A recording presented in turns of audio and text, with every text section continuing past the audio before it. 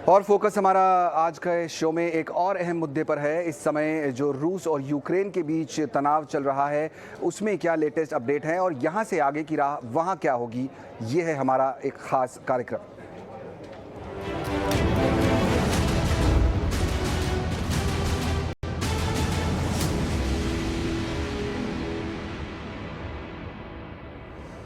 तो रूस और यूक्रेन के बीच जो इस समय तनाव चल रहा है वो दिन पर दिन बढ़ता हुआ दिख रहा है। हालांकि दोनों जो देश हैं, अमेरिका और रूस, उनकी तरफ से कदम अच्छे उठाए गए हैं। ये कहा जा रहा है कि इन प्रिंसिपल अग्रीमेंट हो गया है। राष्ट्रपति बाइडेन जो अमेरिका के राष्ट्रपति हैं और राष्ट्रपति पुतिन जो कि रूस के राष्ट्रपति हैं, उनके बीच कि यहाँ से शायद वार्ता का अगला स्टेप शुरू हो सकता है, वार्तालाप शुरू हो सकता है। लेकिन दुनिया भर के लोग और इकोनॉमीज और मार्केट्स को इस समय सबसे बड़ी चिंता यही है कि यहाँ से स्थिति आगे क्या कैसे जाएगी। देखिए हमारी ये खास रिपोर्ट।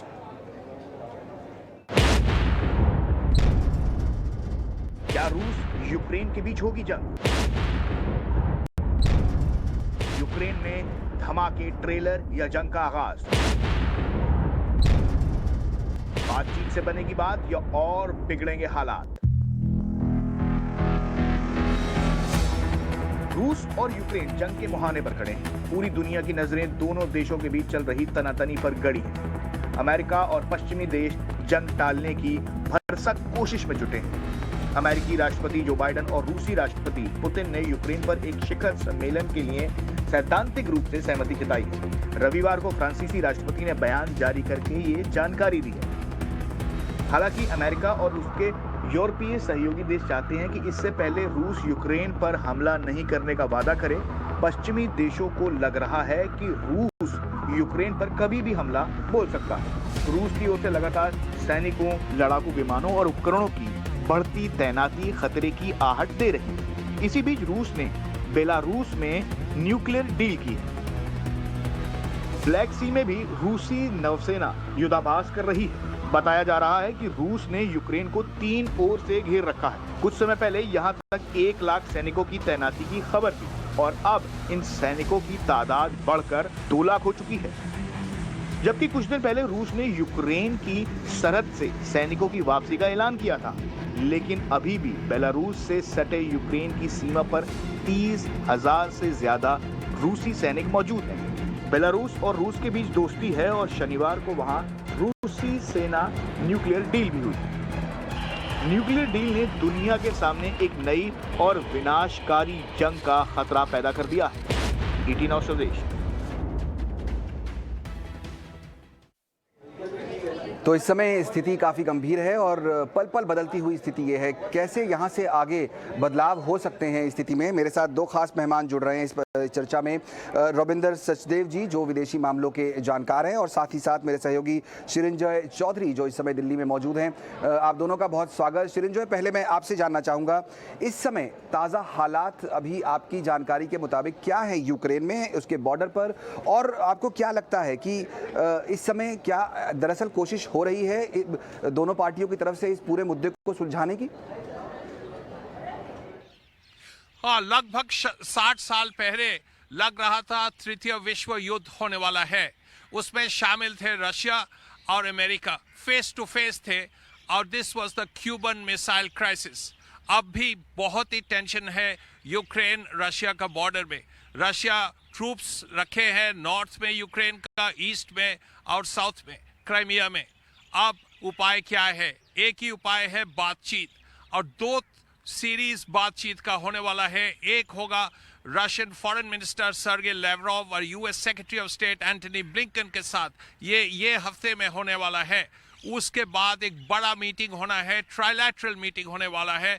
उसमें आपका यूएस प्रेसिडेंट जो बाइडेन रहेंगे, रशियन प्रेसिडेंट व्लादिमीर पुतिन रहेंगे और फ्रेंच प्रेसिडेंट इमैनुअल मैक्रोन रहेंगे।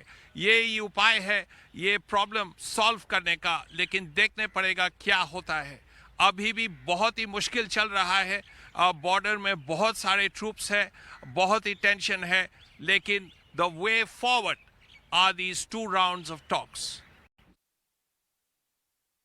बिल्कुल, the way forward is these two rounds of talk, जैसा कि श्रींजॉय कह रहे हैं। सचदेव साहब, मैं आपसे जानना चाहूँगा, जिस तरह के डेवलपमेंट पिछले कुछ दिनों में हमने देखे हैं होते हुए इस पूरे मामले में, आपको लगता है कि रूस हुआ या अमेरिका हुआ, इन लोगों की कोशिश है, जेन्युइन कोशिश होती दिख रही है इस तरह के कॉन्फ्लिक्ट को रोकने की?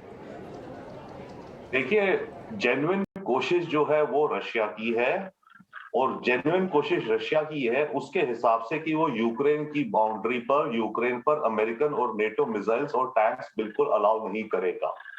ये रशिया की रेड लाइन है, रशिया ने डिसाइड कर लिया है। तो आगे आना वाला वक्त राउंड्स ऑफ टॉक्स वगैरह होंगे, बट कुछ ना कुछ, कभी ना कभी, छोटा या बड़ा, और अगर छोटा भी हुआ तो कैसे आगे जाएगा, ये आने वाले महीनों में, सालों में चलेगा। ये डिवाइड बढ़ गई है और इसमें कोई मिडल रास्ता नहीं है।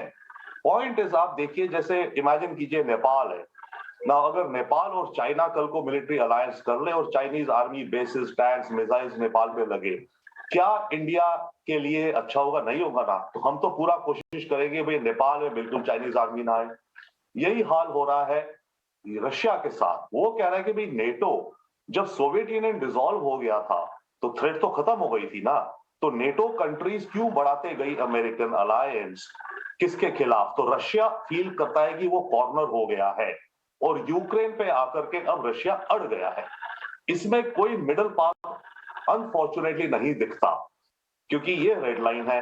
अब जहां तक रही बातचीत की, यस, बातचीत में कुछ निकलेगा, पर बातचीतों में क्या होगा? मेरे विचार से रशिया का प्रेशर बनता रहेगा। रशिया क्या करेगा? 2 स्टेप आगे जाएगा, 1 स्टेप पीछे, 2 स्टेप आगे, 1 स्टेप पीछे, क्योंकि कोई मिडिल पाथ है ही नहीं। अमेरिका कह रहा है कि रशिया की एडिशनल डिमांड्स भी है ना, कि बाकी जो पुरानी एडिशनल आपने लिथुआनिया, एस्टोनिया वगैरह ऐड करा, आप वहां से भी नेटो को वापस करो। अमेरिका वो कभी करने नहीं जा रहा, इम्पॉसिबल। यूक्रेन में मानो थोड़ी देर के लिए नेटो में उसकी एडमिशन की बात को रोक दे, ये माना जा सकता है शायद, अगर हो जाए। पर इस केस में पुतिन की जीत होगी, और मतलब at least the round will go to Putin, या बैक डाउन करना पड़ेगा वेस्ट को। अगर ऐसे ही रहा तो रशिया या तो ये प्रेशर बनाए रखेगा, क्योंकि यूक्रेन की इकोनॉमी धीरे धीरे ऑलरेडी डिवेस्टेट हो रही है।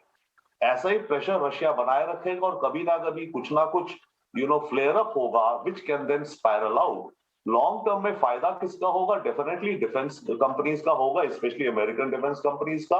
अपार्ट फ्रॉम द जियोपॉलिटिक्स, आप बिजनेस चैनल, इसलिए मैं कह रहा हूं, क्योंकि ऑलरेडी जो पुरानी नेटो कंट्रीज और खरीद रही हैं, यूक्रेन छोड़ दिया जाएगा तो defence companies will benefit, oil and gas companies will benefit, because oil and gas की कीमतें ऊपर जाती रहेंगी। बट बाकी दुनिया के में मल्टीपल अदर एस्पेक्ट्स। यही बात मैं सचदेवा साहब आपसे पूछना चाह रहा था, जो पॉइंट आप उठा रहे हैं, कि एक चर्चा ये हो रही है कि ये वॉर शायद बॉर्डर्स की नहीं, ये एक एनर्जी वॉर है। यहाँ पर एक बड़ी जो कोशिश है रशिया की, वो ये है कि वो जो पूरा एनर्जी मार्केट लीड करता है इस समय ग्लोबली, उस पर अपना कंट्रोल बनाए रखे। उस पर क्या व्यू है आपका?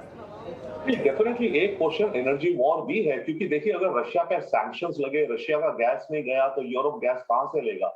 सप्लाईज है ही नहीं दुनिया में, कम है, जितनी भी है 73 supplies already tied up for Asian contracts long term. Azerbaijan से ट्राई कर रहे हैं, तो अमेरिका स्टेपिंग फॉरवर्ड। अमेरिका कह रहा है जी मेरे से एलएनजी ले लो, तो अमेरिका की तो एलएनजी एक्सपोर्ट्स बढ़ गई ना। So it is a energy war in that sense, but basic it is without doubt a geopolitical war, without doubt a battle or a step or a decision by Russia कि मेरे future में अब अगर Ukraine weaponise हो गया, that is not good for my supreme national interest. It is at the bottom line Russia का वो stance. तो इसमें अनफॉर्चुनेटली कोई मिडिल पाथ नहीं दिखता है। तो रशिया प्रेशर बनाए रखेगा, बनाता रहेगा, थोड़े सोल्जर्स पीछे करेगा, आगे लाएगा, टॉक्स करेगा, ये वो, but bottom line I don't see any daylight, honestly. साहब, आप हालांकि कह रहे हैं कि it is a very difficult proposition और ये you don't see any day light, लेकिन दर्शकों की समझ के लिए और अगर थोड़ा सा और अंडरस्टैंड करना चाहें इस सिचुएशन को, आपको क्या लगता है ये जो एस्केलेशन हुआ है इतने समय में, ये कब तक डी एस्केलेट होने की संभावना है?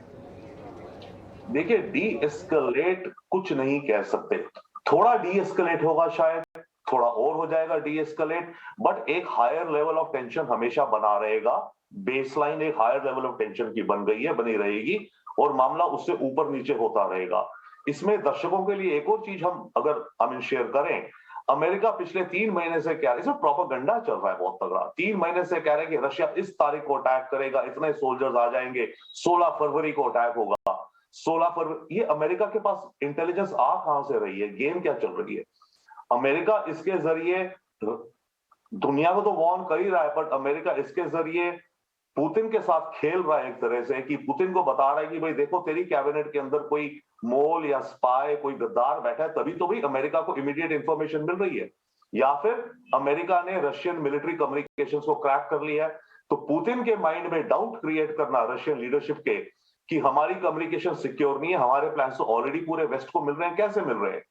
सो ये प्रोपागेंडा गेम भी चल रहा है through America to pressurise Russia कि भाई हमें तुम्हारी इंटरनल सारी प्लानिंग मालूम है। Just imagine that, right? But आगे आने वाले वक्त में छोटा मोटा कुछ गिव एंड टेक इधर उधर होगा। रशिया ने कहा मैं ट्रूप्स विड्रॉ करता हूँ, 1.5 लाख में से 10,000 विड्रॉ कर ली, 1,40,000 फिर भी वहीं रहेंगे। जो डॉनबास का रीजन है उसकी कोई बातचीत होगी, ये वो होगा। बट रशिया पूरा इसमें ट्रिगर कब होगा वॉर लाइक, जो रशिया अगर यूक्रेन पे कुछ भी अटैक करे, वो होगा अगर कोई मानो नेटो की हेवी आर्म्स वगैरह यूक्रेन के ग्राउंड्स पे आ गए, ओके, या फिर कुछ सोल्जर्स आ गए किसी दूसरे देश से, या कुछ इस तरह का बाद, जब पुतिन को ये लगेगा कि नाउ टिपिंग पॉइंट आ गया है, और उस पॉइंट पे पुतिन विल कैलकुलेट कि इकोनॉमिक कॉस्ट पड़ेगी रशिया को बहुत नुकसान होगा, राइट? मेन एंड मटेरियल वगैरह, यूरोप पे भी इंपैक्ट होगा, सारी कंपनीज इंटरलिंक्ड है, जर्मनी की, इंग्लैंड की इन्वेस्टमेंट्स है, नुकसान सबको होगा। But Putin will then decide that ये कदम मेरी अपनी national security for the future important है कि नहीं, तब Russia will attack, it will hold back. Correct, तो वो एक टिपिंग पॉइंट होगा जहां पर शायद एक फुल फ्लेजेड अटैक हो सकता है। लेकिन फिलहाल चर्चाओं का दौर चल रहा है और ऐसा लग रहा है कि धीरे धीरे शायद ये मामला डीएस्केलेट हो, लेकिन उसमें समय लगेगा, जैसा कि यहाँ पर सचदेवा साहब भी कह रहे हैं। बहुत बहुत शुक्रिया समय देने के लिए आज ईटी नाउ स्वदेश पर। देखना होगा कि कितना और समय लगता है और क्या बनेगी बात।